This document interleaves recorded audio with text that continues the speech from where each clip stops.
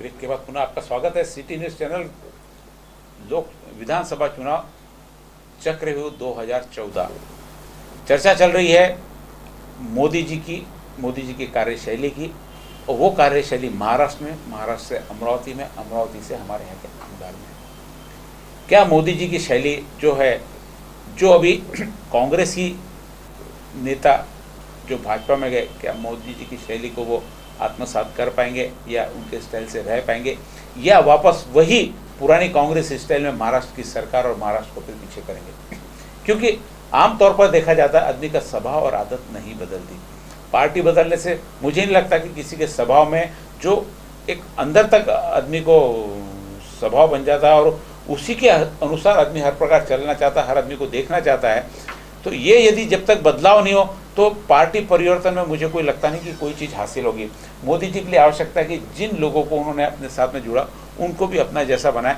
जैसा रिश्ते कभी माधव जी बता रहे थे कि राजनाथ सिंह के बेटे ने भी कुछ उनको समझ में आया था, क्या यदि यही नकेल यहाँ के मुख्यमंत्री के पास में भी रही, यही पावर मुख्यमंत्री के पास में भी रहे, तो निश्चित यहाँ पे भी प्रयोग होगा। क्योंकि नई पार्टी है, बहुत सालों से सत्ता हाथ में ही है, कुछ करके दिखाना चाहती है। कुछ करके दिखाने के प्रयोग में निश्चित रूप से कई ऐसी योजनाएं इनके पास में होंगी जो अभी तक एग्जिस्टिंग में जो भी आज तक पार्टियां रही उनका एक अनुभव रहा, उनकी ब्यूरोक्रेसी रही, वो उसी हिसाब से रहते, उनको पता है वापस सत्ता में चुन के आना है, वही ब्यूरोक्रेसी, वही काम है, वही भ्रष्टाचार है, वही कार्य प्रणाली है।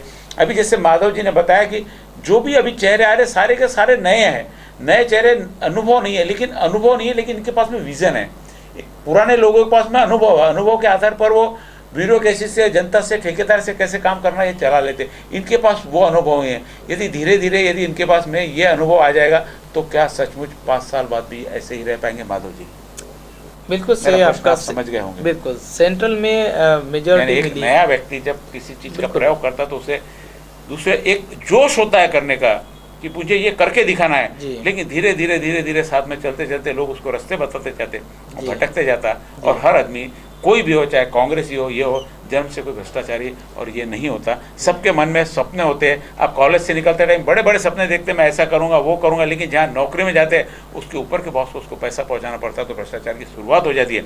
सबसे ज़्यादा जोश मैंने कॉलेज के स्टूडेंट्स में देखा माधव जी कई बार कि भ्रष्टाचार के खिलाफ लड़ना है, उसके खिलाफ लड़ना है, लेकिन जहाँ पैकेज आता है, सर्विस आती है, जॉब आता है, उसके बाद नहीं भाई सबको एडजस्ट करना पड़ता है।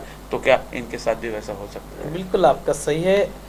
नरेंद्र मोदी जी के प्रयासों से सेंट्रल में गवर्नमेंट बनी और पूरी तरह से बीजेपी माइंडेड जो लोग हैं वो चुन कर आए, तो उनको वहाँ तबलीग नहीं है। लेकिन महाराष्ट्र में इतना इजी भी नहीं है, क्योंकि वहाँ 145 ये जो फिगर मिलाना है, ये फिगर नहीं मिल सकता। आखिर पार्टी के भरोसे मुश्किल लग रहा है। नहीं मिल सकता, ये तो क्लियर बात है। 145 नहीं मिलेगा, 100 के थोड़ा ऊपर 110 तक ये लोग चले जाएंगे बीजेपी, और उन्हें 35 से लेकर 45 तक गैप आ सकती है। ये स्पष्ट रूप से आपका इस बात से मैं सहमत हूँ कि जो लोग कांग्रेस से आ गए हैं, राष्ट्रवादी से आ गए हैं अभी भाजपा में, वो लोग अपनी पुरानी आदतें नहीं छोड़ेंगे, क्योंकि वो सत्ता के दलाल है। आज चाहे वो एमएलए हो या फिर और कुछ, उनको पता है रास्ते सारे, उन्हें पता है, इनको रास्ते पता नहीं अभी। और नहीं, इनकी बात तो छोड़ दीजिए, ये तो नए लोग हाँ, इनको रास्ते पता नहीं ना, ये तो लोग रहे। लेकिन महाराष्ट्र के अंदर जब यूपी गवर्नमेंट था तो महाराष्ट्र की बीजेपी के लोगों पर भी करप्शन के आरोप बड़े बड़े चार्जेस लगे थे। ये हमें भूलना नहीं चाहिए। अन्ना हजारे जी ने शिवसेना के और भाजपा के कई नेताओं का मैं नाम नहीं लेना चाहूँगा, आज बात बहुत पुरानी हो गई है, लेकिन बहुत गंभीर आरोप लगाए, उन्हें सत्ता से बाहर करवाना पड़ा। दो बातें हो सकती है, एक बात कि मोदी जी का ध्यान रहेगा गुजरात पर और दूसरा ध्यान रहेगा महाराष्ट्र पर, क्योंकि यहाँ डायरेक्ट उन्हें राजस्थान में ध्यान देने की जरूरत नहीं है, वहाँ पे एस्टेब्लिश है और इस्टेब्लिश है, वहाँ पे वो खुद सीएम बहुत अनुभवी है। एमपी में जरूरत नहीं है, एमपी में तो शिवराज सिंह उससे सीनियर है, इसलिए वहाँ बात नहीं करेंगे। दिल्ली में नितिन जी का ध्यान रहेगा, वो दिल्ली संभाल लेंगे। और रहा महाराष्ट्र, वहाँ नितिन जी की बात वो नहीं चलाएंगे, वहाँ पे वो चलाएंगे देवेंद्र की बात। देवेंद्र जूनियर रहेंगे, लेकिन देवेंद्र के पास सब ऊपर से कंट्रोल चलेगा।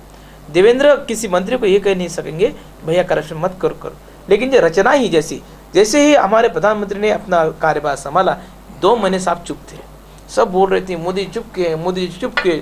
मोदी जी ने एक ही काम किया, पूरा मंत्रालय बदल डाला। अंदरूनी जो रचना होती समझ लिया 2 महीने की काम कैसा हो रहा, कहाँ क्या क्या कमी है, जो दलालों की जो टोली होती है। अब मंत्रालय के बारे में महाराष्ट्र की ये कहा जाता है कि वहाँ पे बिल्डर लोगों की बहुत स्ट्रांग लॉबी है, और आखिरी में पृथ्वीराज चौहान ने कुछ सीटें लाने के लिए बिल डोर पर उनके जो डॉक्यूमेंट्स थे उस पर सिग्नेचर कर दी। ये आरोप है, मेरा नहीं, अजित पवार का है। तो जो सत्ता के दलालों की एक बहुत बड़ी चेन होती है, बहुत बड़े बड़े बिल्डर्स होते हैं, बहुत बड़े इंडस्ट्रियलिस्ट होते हैं, ये उन्होंने काट डाले। ये नहीं कि पूरी तरह से काट डाले, अदानी की बात वो चलाते हैं, अंबानी को चलाते हैं, सबको पता है। फिर भी वो बात उन्होंने देश सेवा से जुड़ी हुए कुछ रचना हुए एडजस्ट कर ली। महाराष्ट्र के अंदर ऐसा नहीं होगा। महाराष्ट्र में विपक्ष में बहुत सारे लोग होंगे, केवल भाजपा अकेले होगी जो सत्ता की खेल खेलेंगी। शिवसेना होगी, मनसे होगी, कांग्रेस होगी और राष्ट्रवादी होगी। अब 4 विपक्ष और एक सत्ताधारी, इनमें से कुछ भी गट आ जाएंगे इनके साथ और ये सत्ता में आना है, सत्ता के साथ में आ जाएंगे, ये सत्ता में आना है साहब, ये पक्का है। अब इसमें कोई शक नहीं मुझे। कैसे आएंगे ये बात की है, क्योंकि सत्ता में लाने का काम भी कभी कभार हम नहीं, आप नहीं, कारपोरेट कंपनियां फिक्स करती है। प्रधानमंत्री की तो बात छोड़ दीजिए, जब हमारे राष्ट्रपति प्रणब मुखर्जी साहब बात कर रहे थे और उन्होंने जब चुनाव लड़ा, तब रतन टाटा हमारे राज साहब के घर पहुंचे थे बताने के लिए वोट कीजिए उन्हें। इतनी खबर तो छुपी नहीं, बाहर आ गई। टाटा को क्या काम मिला, टाटा जी को क्या काम पड़ा कि जो इनके घर चले आए। बात इतनी सी बतानी थी कि आपके एमएलए उनके लिए वोट करें। तो यदि राष्ट्राध्यक्ष का चुनाव यहाँ वंचित नहीं है, वहाँ वो उनकी कोई छवि अलग नहीं हो सकती, तो सीएम तो बहुत छोटी चीज़ है उनके लिए। सीएम तो गठजोड़ का सब संभालना पड़ेगा। फिर भी हिसार में उन्होंने स्पीच में कहा हरियाणा के अंदर कि हमें तिहाड़ वालों का कोई साथ नहीं चाहिए, ओम प्रकाश चौटाल के बारे में उन्होंने कहा। तो वैसे बहुत क्राइम से जुड़े हुए लोग उनके साथ नहीं रहेंगे, लेकिन गोटे पर बहुत बड़ा चार्जेस था, धुले से एमएलए रहे, वो उन्होंने बीजेपी में अंदर ले लिए, जिन पे स्टैम्प घोटाले का बहुत बड़ा चार्ज है। तो ऐसे भी लोग उनके साथ है। गावित साहब को भी प्लेन नहीं थे, गावित साहब को बहुत सारे प्रॉब्लम्स है और ऑब्जेक्शंस है, लेकिन उन पर कंट्रोल रखने की इनमें एक कवायद है। भाजपा के लिए ये 5 साल, अगले 5 साल के लिए काम करना पड़ेगा उनको। अगले 5 साल में उनकी मेजॉरिटी आ जाएंगी। ये हर जगह उन्होंने किया है, यहाँ पर भी ये होगा। अभी की राजनीति गठजोड़ की राजनीति होगी, लेकिन समाधि बीच में वो कट देंगे। जब उनके बाहर चला जाएगा ये और अपनी इच्छा भी बिगड़ रही है, ऐसा जब लगेगा, ये मध्यावधि चुनाव मिड टर्म की तरफ आप करेंगे अपनी ये क्योंकि बना लेंगे, काम करने नहीं देंगे। बिल्कुल 5 साल का जो अंदाज है वो 2.5 साल में रुकने वाला है, क्योंकि इन्हें 100 से ऊपर सीट नहीं मिलनी, ये तो क्लियर है। दूसरे के डायरेक्शन में काम नहीं कर पाएंगे और ये दूसरों को साथ लेकर किसका साथ लेंगे, शिवसेना का साथ लेंगे या राष्ट्रवादी के बहुत बड़ा ग्रुप टूट के आएगा या मन से सपोर्ट करेंगे, ये मुझे नहीं लगता। मन से के 10 लोग भी चुन कर आने की मुश्किल। कहीं ऐसा तो नहीं हो जाएगा दिल्ली में जैसा कर लिया, सबसे बड़ी पार्टी थी, हमको विपक्ष में बैठना, हमको पक्ष में रहना, तुम तुम्हारे लड़ते रहो करके। ये विपक्ष में नहीं बैठेंगे, क्योंकि इनके 5 साल रुकने के लिए अब वो धीरज नहीं है कि मैं 5 साल। दिल्ली वाला प्रयोग यहाँ नहीं करेंगे, सत्ता हासिल करने के लिए फिर प्रयोग कर लेंगे वापस। एक बहुत बड़ी कंपनी ये काम करेंगी ही अंदरूनी अंदर, किसके कितने एमएलए फोड़ने, ये फोड़ कर ही आएंगे, क्योंकि 145 फिगर छोटा नहीं है। और यहाँ शरद जी का डायरेक्ट अप्रोच रहा है। तो अभी ये कल की सवेरे की मीडिया की खबर थी कि राष्ट्रवादी, कांग्रेस, शिवसेना और मनसे साथ आ गए हैं अंदरूनी, और उनको सबको भाजपा का डर लग रहा है, क्योंकि एक बार ये सत्ता में बैठ गए तो सेंट्रल और स्टेट में ये हालत देश को बदल देंगे, महाराष्ट्र को निश्चित बदल देंगे। सत्ता में एक नहीं आने के कारण सत्ता से तो दूर होना ही, इसके अलावा इनका मुख्य मुद्दा भाजपा का जो है भ्रष्टाचार के कारण इनको वापस, जितना भ्रष्टाचार कांग्रेस के टाइम में हुआ ऐसा जो बताया जाता और अन्ना ने जो निकाला, उसके कारण मोदी जी फोर्स में आए। तो उसी भ्रष्टाचार को उजागर न हो, इसलिए भाई सत्ता में आने के लिए क्या होता है, हर बार कांग्रेस हर चीज़ का कंडा अपनाती, क्योंकि उनके भ्रष्टाचार दूसरों की तरफ नहीं जाए। अब यदि दूसरे के पास आ गए तो इनके सारे भ्रष्टाचार खुलेंगे, और जो लीडर की पहली लाइन में शायद ये लोग लीडर की बाद में जो इनके आरोप लगेंगे, तो कहीं ना कहीं जनता में इनकी छवि खराब होंगी। अपनी छवि बचाने के लिए ये सारी पार्टियां पहली यदि एक हो जाती है, युति के पहली युति जब शिवसेना की और भाजपा की युति टूट गई, तो कांग्रेस और राष्ट्रवादी युति नहीं तोड़नी चाहिए, तो निश्चित आज सत्ता के करीब पहुंच सकते थे वो। राज उनके साथ में बैठने को तैयार था, क्योंकि शिवसेना के अगेंस्ट में जाने को तैयार है वो, तो उनके साथ बैठ सकते थे। बाकी आरपीआई वगैरह सारे लेते, सारे इनके साथ में थे। बीजेपी शिवसेना छोड़ के बाकी लोग, एक थी कि युवा स्वाभिमान वगैरह जो उनका स्वाभिमान पक्ष है वो उनके साथ है, इनकी युति हो सकती है। लेकिन अपनी अकड़, अपना अहम, मेरा बड़ापना, ये सब चीज़ें सत्ता से इनको अलग कर रही है।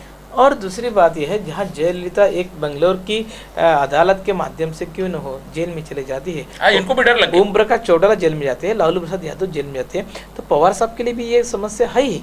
ऐसा नहीं, हर कोई राजनीति जो उन्होंने किया है उनको भोगना पड़ेगा।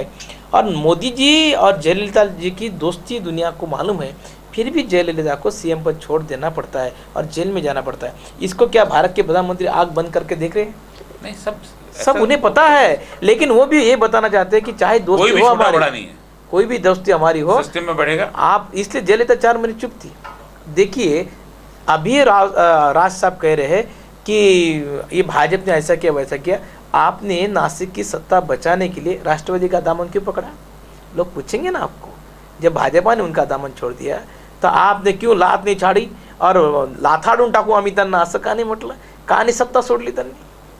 क्यों नहीं सत्ता से हाथ धो डाले?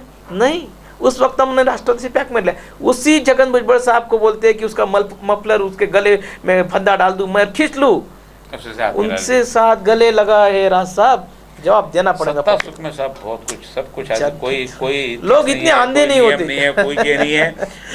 बात चल रही है महाराष्ट्र के पूरे चुनाव की, महाराष्ट्र में सत्ता कैसे होगी, महाराष्ट्र में किस प्रकार से काम होगा। निश्चित रूप से बीजेपी को बहुमत नहीं मिलना ये तय है, क्योंकि बहुमत के लिए कितने भी प्रयास कर ले, इतने सालों की यहाँ की जिसकी मानसिकता है, मराठी वोट कार्ड है, अल्पसंख्यक वोट कार्ड है, ये निश्चित रूप से कांग्रेस के साथ में रहे। एकाएक कांग्रेस का साथ छोड़ना, क्योंकि क्या है, जब दिख रहा है कि भ्रष्टाचार मुक्त मोदी को करना है, तो कई लोग जो बड़ी बड़ी इंडस्ट्री, बड़े बड़े घराने कहीं ना कहीं अपने दूसरे दाव लगाकर भ्रष्टाचार करके अपना काम निकालते हैं। यहाँ पे वो सिस्टम बनी हुई है उस प्रकार की, वो सिस्टम को भी धक्का नहीं पहुंचे, इसलिए कई टीम मोदी के विरोध में यहाँ पे खड़ी है। अच्छी भी है, उसको अपोज भी है, क्योंकि नहीं अपोज होता, पूरा जादू चलता तो शायद यहाँ पे भी 200 से ऊपर अकेले भाजपा की सीटें आती। तो ये जादू नहीं है, ये परिवर्तन है। लोग त्रस्त हो गए कांग्रेस से, इसलिए उनको सत्ता का परिवर्तन करना, भाजपा को वोट देना है। मोदी का जादू, मुझे लगता है कि इसमें जो माधव जी आप बता रहे थे, मोदी का जादू तो 200 सीटें आना चाहिए, ये तो एक परिवर्तन की लहर है, मोदी जी कारण बन गए। एक छोटे से ब्रेक के बाद वापस आते हैं और अमरावती का क्या स्वरूप होगा, अमरावती और आसपास की विधानसभा का, छोटे से ब्रेक के बाद।